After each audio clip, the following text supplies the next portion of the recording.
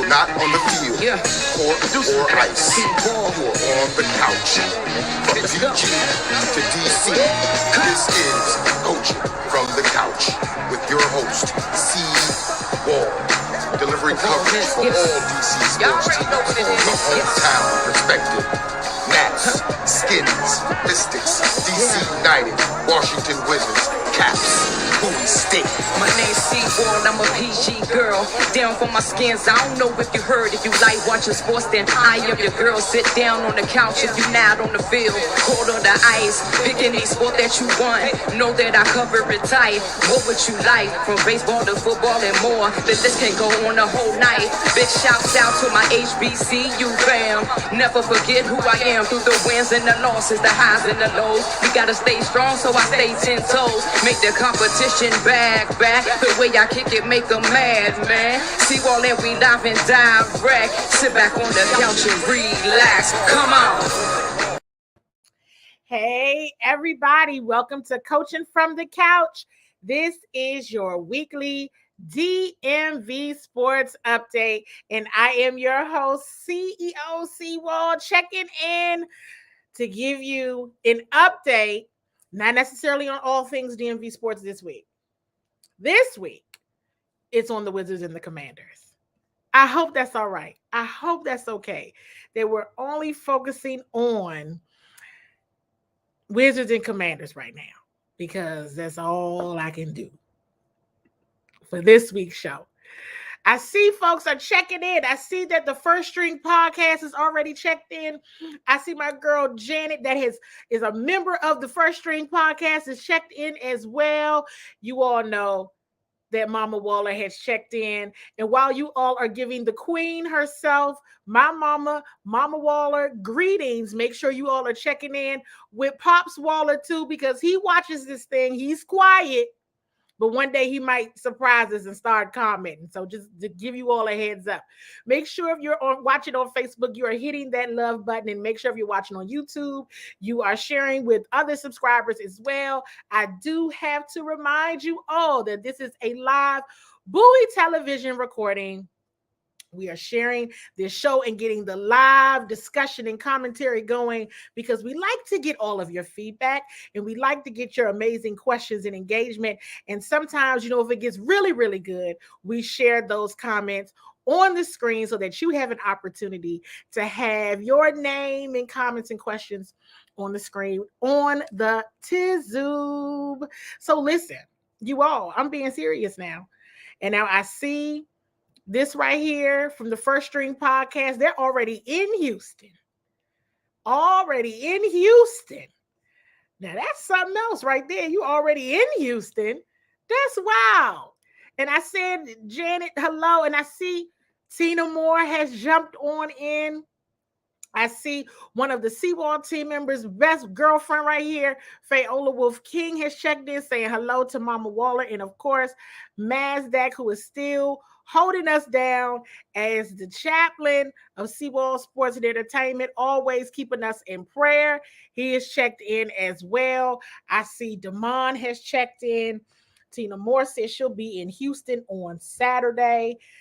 I will be down there. Guess I will be down there. Who knows where I will be once I get there. But I am traveling to Houston, as will Darrell Owens, also from Bowie TV, who does all the phenomenal photography and video. He will be there as well. So you all, where are the Wizards fans? Because we got to start with Wizards first. If the Wizards fans, are the Wizards fans on? Are there any Wizards fans on?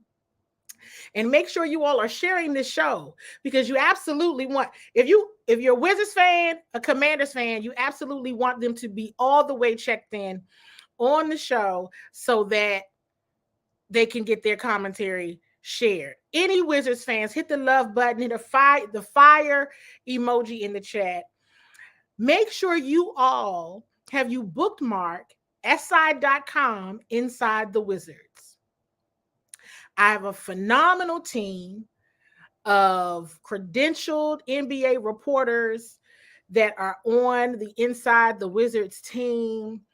that I manage that site, and I just want you all to go and make sure you are reading those articles. There's so much to discuss. You all drop a few questions in the chat if you have any on the Wizards. We're going to absolutely get to the Commanders. We're going to get there. Really quick with the Wizards. Listen, and I know this has been a conversation, right?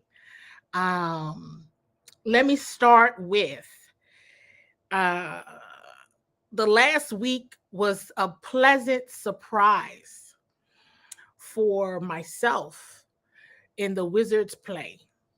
I expected this past weekend to be a very long weekend for the Wizards. And I was happy, and it was good to see, because I was talking a lot and harped a lot on that 42-point loss to the Brooklyn Nets at home. But after that game, since that game, one thing that has been consistent with the Wizards, even with the variations in lineup, one thing that has been consistent is their competitive spirit. They have really been gutting out these games. And that's a good thing. It's an amazing thing. Now, we know that Bradley Beal came back into the lineup. And since Brad came back into the, well, not since, I knew that there was conversations, and I believe Cameron Mingo may have asked me this question earlier, and I see Corey Heyman has jumped in. Hey, Corey. That folks were asking about, does the team play better without Brad? And I said, well, here's how I decide to answer questions. Has anybody read my article that I published last night, and my team put it out there? Shout out again to Darrell and all his help, because he helps to hold your sister down, because I just have been everywhere lately, as has he. And there's been a lot of conversations about who the offense should run through. Now, I really think, I don't know if to call him Shea SGA from the Oklahoma City Thunder. He's phenomenal and has been. And that was one of the things that Darrell and Tyrone Montgomery writes on the site were talking about, right? Okay, the Wizards have lost 4 in a row. We're going to get Brad back into the rotation. And I said, okay, this has been something that has been on my mind for the longest time, because everyone knows, oh my goodness, you all helped me, all the games are running together. After the Dallas Mavericks game, Kyle Kuzma was so excited, and I'm smiling because it was funny to me. And he says, I've been telling the coaches all year that he should run the office through me. And he told, he talks and he speaks his truth. And so, it started to make me wonder. I said, okay, here's what we all know is going to happen. The Wizards continue to win. You see the variations in the lineup. Everybody has been a contributor. Absolutely competitive spirit. And I see Eric Jessup's comment here. Absolutely to the competitive spirit, okay? And I said, here's what's going to happen. You can ask my team if I said this. I said, one or two things is going to happen. One, they beat the Dallas Mavericks, and they had Luka on the ropes. Luka was out there sweating. Luka was out there struggling. I think they shocked him. Really. Luka was looking like was rough. It was a rough night for Luka. Okay. And I said, all right. And then they beat the Utah Jazz. I said, okay. Then, of course, the Grizzlies were going to rest Ja Morant. I think Desmond Bane is actually really injured now. I can't remember what his injury report has been since that game. But I said, here will come the team plays better without Brad comments.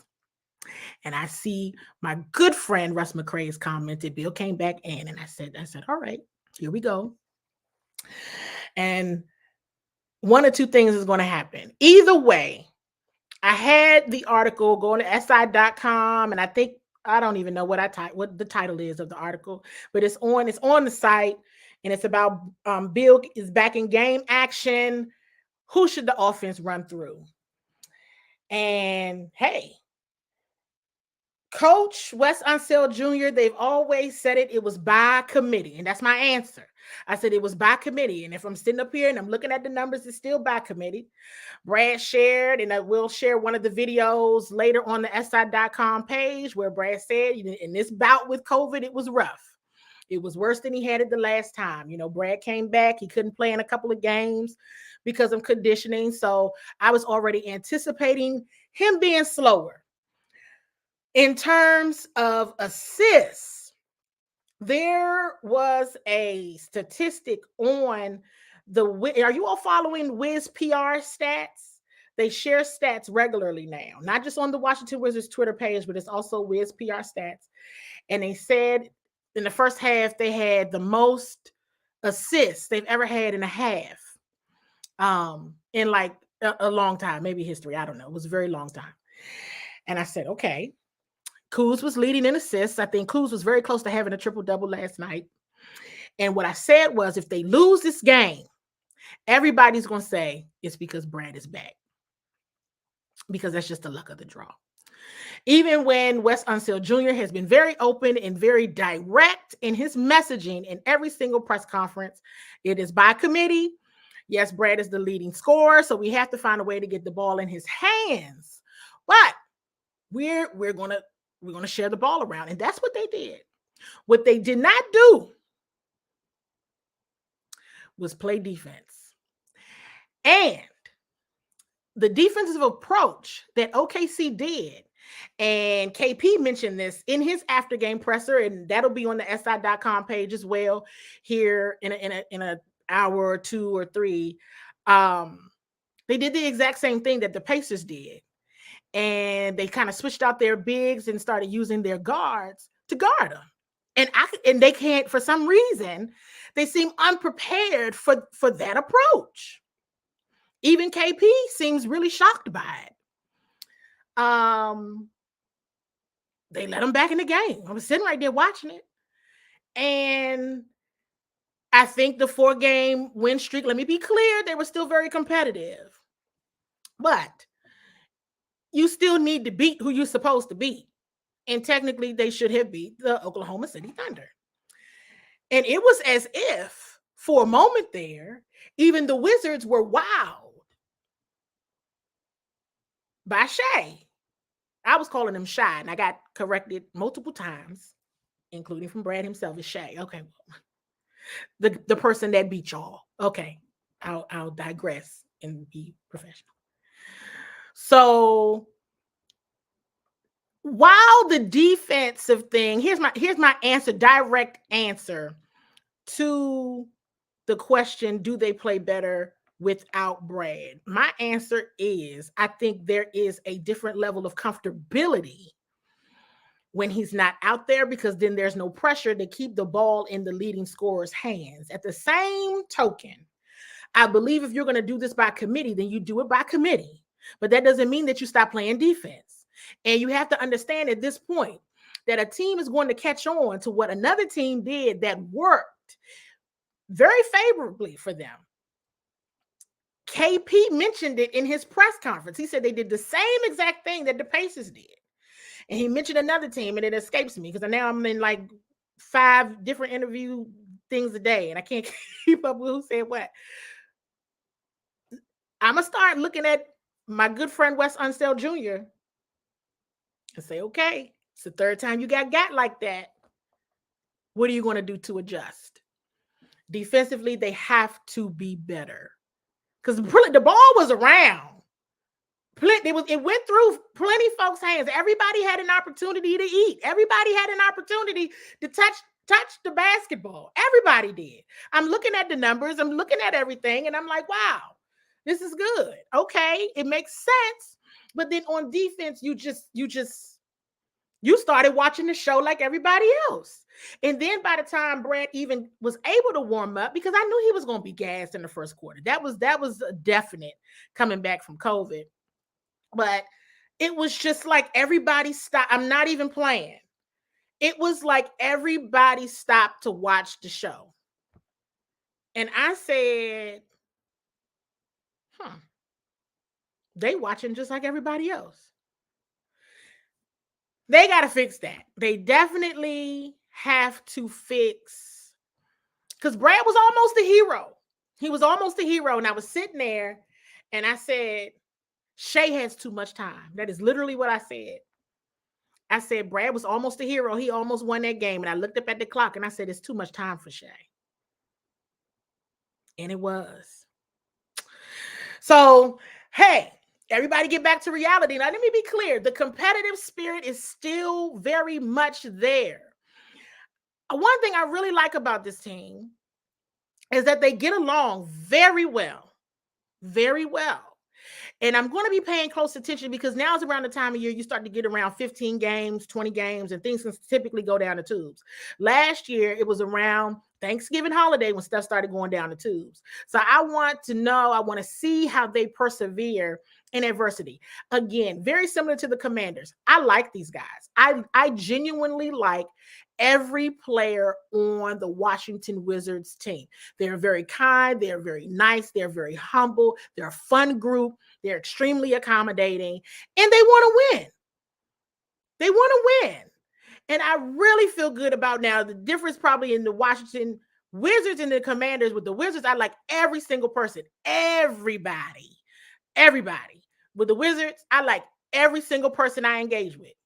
Every single person, easy. Can probably grab a drink, coffee, lunch, dinner, whatever you want to do. We can hang. Every single last one of them. Very good people. So it's a good environment. It's a good environment. It's not tense. It's not, messy. Nobody is like looking for the drama. Everybody wants to play. And they welcome the media wanting them to win and being positive. So sometimes I may be the outlier in wanting to be negative, but I don't want to be negative. I just want to point something out. And it's appreciative. Everybody figures out a way how to be politically correct and diplomatic and how they say things and how their messaging is, because those things matter. But it's a really welcoming environment. I mean, I'm just going to share this and then I'm going to move on because, yes, they lost. And everybody knew. I said it. I said, Brad is back. They're going to blame it on Brad. Watch. They have not played a lick of defense in the fourth quarter, but this is going to be Brad's fault. Watch. And it was. It's just the way that it goes. And I'm sure that he understands, because he is the leader and considering how much money he is being paid, that's just the luck of the draw. When you are the leader, you're going to get blamed for everything. Even if it's not just you, even if it really isn't you, you're going to get blamed. But I think there might be a level of comfortability when he's not there, because then there's less pressure to whoever gets it, whoever has the hot hand, whoever's rolling. Let's roll. But hey, I just say, I don't know. It took him a while to get warmed up. And I knew that was going to be an issue. But everybody absolutely was standing around looking at Shay when he was shooting that basketball. And I was like, and I love Monte Morris. Let's be really clear. Great, great individual. But I said, why is Tay over there? Why is Tay guarding Shay? Brad should have been guarding Shay. Okay. And then maybe I'll move that topic. I did want to share this with you all because I don't think I've shared this. I'm going to tell you all something about the Wizards organization. Oh man, it's been a month, you guys. Maybe it was a month or so ago. I don't know. But Ted Leonsis, Tommy Shepard, Wes Unseld Jr. had an event for media. They just wanted to hang out with us. I didn't know what the event was for. I was like, oh, well, maybe, and I'm always in business mode at times. So I'm like, okay, maybe we could do, I'm telling my team, maybe we could do an article. We could talk about this. We could do this, that, the third. We're going to do all these things with this time. And we were out there eating burgers and fries and ice cream and having a really good time. We were out there, like talking about smoothies and ice cream floats, and the sun was shining out there. And it was a really nice time. And I felt like I needed to share that because not everybody treats us like that. But they're very good to us, the Wizards media. Yes, they are. And so is the team. really want to see those guys do well, and they're all nice people. And I know sometimes I say, well, he's a nice person, and then I want to say they should probably trade him. But I don't have that to say about anybody on the Wizards, not yet. So more to come on that. I knew it was going to happen, and I sat there. I said, oh boy, as soon as they lose this game, it'll be Brad's fault. So we'll see what happens. Maybe he's feeling a little bit better after COVID. Check out SI.com, Inside the Wizards. Is everybody following the Inside the Wizards Facebook page?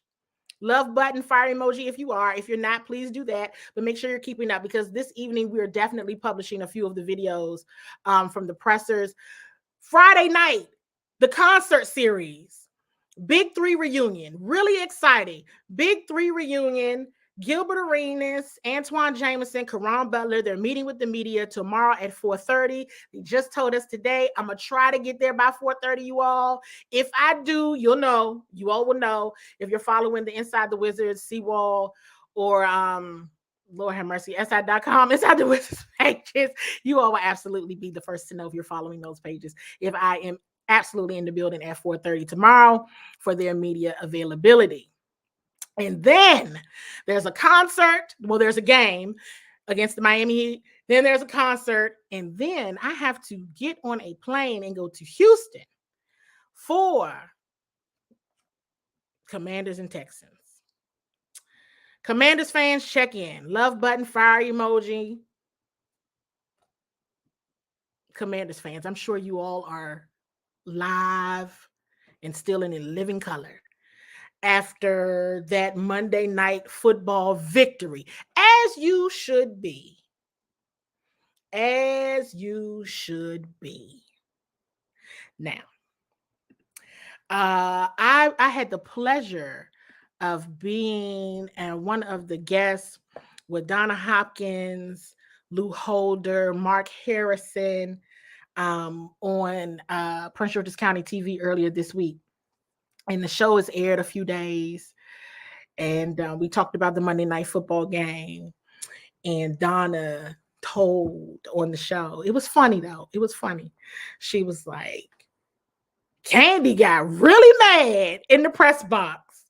I ain't seen her that mad. She got really mad. She was like, I felt like she was about to strangle me. Like, I'm still feeling the heat. She got really upset Monday night in the press box. And while I'm talking about getting upset, I'm going to let you all comment in the chat and see what I got upset about. Which part do you think? You know, Seawall, what I got upset about. Now, it wasn't like no yelling or nothing like that. I just got really upset about something involving the game. So I'm looking forward to seeing what you all comment, what you think I got upset about. And while you all are commenting about that, what's interesting is when I was on the road to Philly, my dad calls me and he was wondering if I was on the road. I told him I got on the road. And he says, we're talking about something completely different. And then he says, oh, by the way, the Commanders going to win that game tonight. Watch what I tell you. And I started laughing. I said, Dad, you know, I've been thinking about it, because the Eagles were not going undefeated. And this is not a slight to them. They just weren't. It's just hard to win a football game in the NFL. And I'm like, if they go undefeated in the regular season, then that increases their chances of probably not winning the Super Bowl. And the Texans had given everybody kind of the blueprint, if you will, to how to beat them. You could beat them on the ground. Run it down their throats. Their rookie defensive tackle, Jordan Davis, while I hope he gets better, he's hurt, he's out. So I said, okay, he's not going to be there. And he was having a really good season. So, and other things, among other things. And I see Eric's comment, but no, that wasn't what made me upset. It was, I wasn't upset at the beginning of the game. The first three minutes were a debacle. And I said, oh gosh, I hope this is not an indicator of how the rest of this night is going to go. It was midway through the second quarter when I realized, or nearing the end of the second quarter, I said, ooh, I know what's happening. I said, Scott Turner is doing exactly what he did to the Tampa Bay Buccaneers. They're going to run that football in the ground. I said, because they do not want Jalen Hurts and that offense to get the ball back. I said, they got to do it. They got to keep going. Now, Joey Sly. Now, wasn't he something else? And Joey Sly's been hurting our feelings sometimes, but I tell you what, Joey Sly is a huge reason why that team won that game. Joey Sly in the run game, and the defense has still been doing its thing. It's been doing its job. It really has. Where I got upset, because I know it's just like killing y'all. You really want to know. It was Taylor's pass to Terry when Terry was double teamed, and I didn't like it. And I just said it was 3rd and 3, and he threw it, and it ended up in a pick. And I immediately went into, oh my gosh, shock mode. They're about to lose this game like they did to the Minnesota Vikings. A mistake, costly mistake. But then, hey, it was another costly mistake on the other end, and they got the ball back. So what do you know? So listen, you all, I was going to show a couple videos, and I may still. Does anybody have any questions about the Commanders for me? Because nobody really had any questions about the Wizards. Does anybody have any questions about the Commanders going into this Texans game? And I see this. Yes, give Joey his flowers. Because, Joey was my man. That was my guy right there when he first got here. I was like, come on through here, Joey. Slide. Thank you for your service. Then that dwindled away pretty quick. And then he was right back on top. People had bad games now, but then they show improve. People keep asking, is Chase going to play? I don't know. And even if I'm gonna tell you, even if they activate him, there's a strong possibility he will not play. There's a strong possibility we won't see Chase until December, because right now they're winning. They're doing fairly well. The defense is doing great. And this is in no way a means to say that they don't need Chase, because they absolutely need Chase. But if you are truly thinking long term, one thing that I can commend this team of, and we have not seen this in years, and that is that they care enough about their young man's long-term health that they are not going to bring him back prematurely. I've seen people talking about that. Now, this one I might get a little passionate about. And they're saying things about, well, they're not telling the truth. Well, they've always said that the injury was more extensive than they originally thought, right? That's been publicly reported several times. We also know that historically, the organization has brought folks back. They have let them play on injuries when they should have actually have been on IR. They have been extremely careless in years past with a player in how they're doing. Now you have a staff that says, on one end, keep them balling out, keep them doing their job, keep them doing that. Chase gonna get better. Chase gonna get healthy. He's doing his thing. But they have to do because his wellness is paramount. I am appreciative. Seriously. And I had to tell myself, I was actually talking to Darrell about this.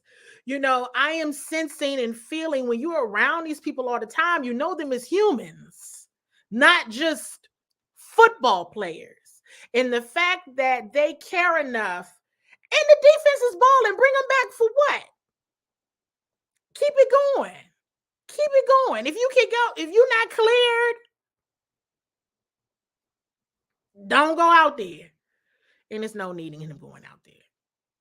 Now, they would have to activate him this week because his 21 days are about up. So even if he's activated, not necessarily sure if he plays. So let's say that. And I see the comment here about B-Rob not being 100%. Well, he's in practice like he 100%. He playing like he 100% because he down everybody's throat. That rock, he let everybody know. If you had any questions on why he was drafted, now you don't have any more. Because one thing he gonna do, he gonna take a hit, and we gonna ride this out. Y'all boys better come with me because I'm going to get this touchdown. The heart in that kid is amazing. It's amazing. And he likes good music too. I would like to mention that. He likes really good music. I peep him sometimes. I say he likes the same songs I like. So at any rate, no questions about the Commanders other than is Chase going to play. Chase might play someday. He might play at some point. But if they still doing what they're supposed to do, there's no need in bringing him for what? The team's doing what they're supposed to be doing. And that's good. Everybody's healthy. Let's keep the healthiness going for sure. But they cleared him. But this is not, let me be clear. Chase had extensive injury. He had extensive problem. So nobody's going to put him out there. He's really, truly, no. Not with the defense playing the way that they are. So, we'll see what happens, but more than likely, because his 21 days are almost up now, if they don't activate him, let me be clear with activation. I mean, activating him from his 21-day window of saying, okay, you can be added to the active roster, right? So we'll see what happens. But right now, get him closer to 100. If he's at 80 or 85, if you can hold off for another week to get him to 90, 95, and 100, then that's what you do. Because I think sometimes we all, fan base, media, is so used to hearing such negative things about the team and knowing that they allow people to go out there when they daggone there still not well, that we think that's what they're still going to do. But that's not what's going to happen. And absolutely not. Chase not getting cut. I'm not sure. I'm not even sure where that question would come from, but at all. No, he doesn't get cut. Not at all. That's not even, no. So, we'll see what happens. And you never know. He might be all right to play, but I think they're like, hey, it's the Texans. The team's been playing well. Getting better. So, if Chase is activated, who gets cut? Pick one. You can pick anybody. And if somebody gets cut, they'll just bring them back to the practice squad. They won't be gone long. So, they'll probably figure out because Cole Holcomb is back. He looked well today. They got 3 quarterbacks, not necessarily on the active roster, but they got some folks around. They added on a couple more linebackers, added a couple more defensive backs. It could be anybody. So, who knows? Doesn't look like you all have a lot of questions about the Commanders anymore. Listen, hopefully they win in Houston.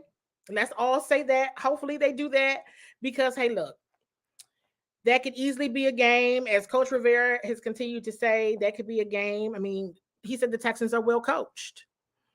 And the other thing that could possibly happen in terms of somebody getting cut, another thing that could happen in speaking of McKissick is that somebody gets put on IR.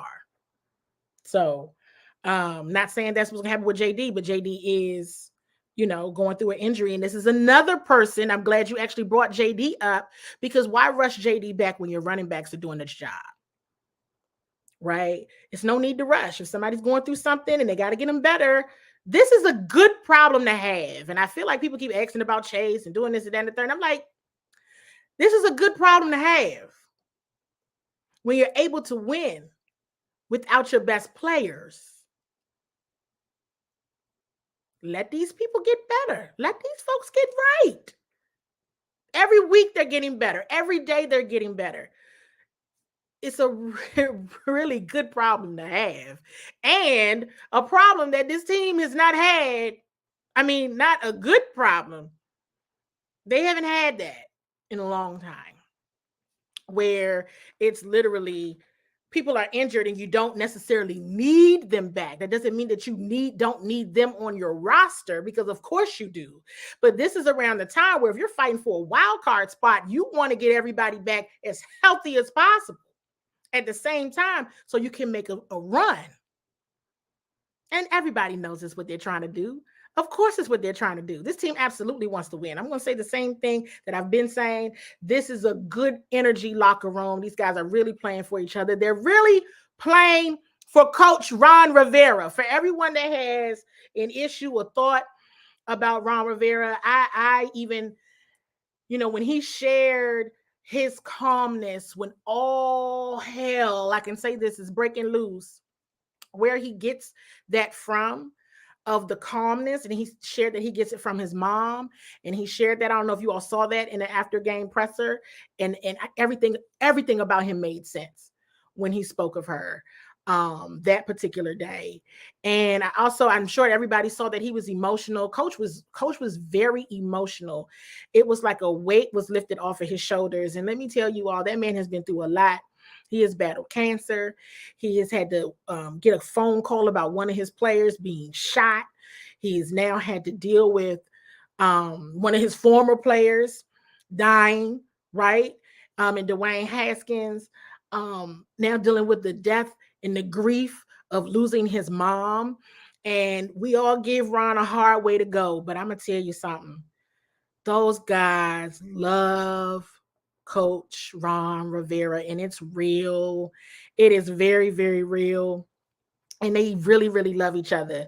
So, wow, what great energy, what great vibe to have if, in fact, this team can go forward and go far with this good energy. I'm going to tell you all something. In the 5 years that I've been around, I have not felt this, not in this way. So it's a good thing. And everybody loves it. When the special teams do something amazing, the offense gets hyped, the defense gets hyped. When the offense did something amazing, the special teams get hyped, the defense gets hyped. Defense, they just all cheer for each other all the time. They love it. The energy is great. So it's a good place for the organization to be in, especially when there's so much promise. I know there's still a lot of chatter about Dan Snyder and all of that. Listen, the team going to get sold. All of that is going to get done. But right now, I really think it's important, even as media, right, to remember the good news stories, the positive stories. And if this team is continuing to win, that is what you focus on. You focus on the game. You focus on football. You focus on the wins, because that's what matters. And that relationship in that locker room is real. The relationship with the coaches is real. We're going to see what continues to happen. Because you never know. The Commanders might shock a few people as the season goes on. So you all, we've made it another week.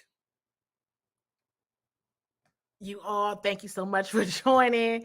For those going to Houston, I will see you possibly in Houston. I will be there. I might come out before the game starts on Sunday, but everybody safe travels, and I guess I'll see everybody back next week for the Washington Commanders update. You all be well, and I'll be talking to you guys again soon. You're not on the field, or ice. You're on the couch. From DG to DC, this is Coaching from the Couch with your host, C. Wall. Delivering coverage for all DC sports teams from the hometown perspective. Nats, Skins, Mystics, DC United, Washington Wizards, Caps, Bowie State. My name's C-Wall, I'm a PG girl. Down for my skins, I don't know if you heard. If you like watching sports, then I am your girl. Sit down on the couch if you not on the field. Cold on the ice, pick any sport that you want. Know that I cover it tight. What would you like? From baseball to football and more. The list can go on the whole night. Big shouts out to my HBCU fam. Never forget who I am through the wins and the losses, the highs and the lows. We gotta stay strong, so I stay 10 toes. Make the competition back. The way I kick it, make them mad, man. See all that we live and direct. Sit back on the couch and relax. Come on.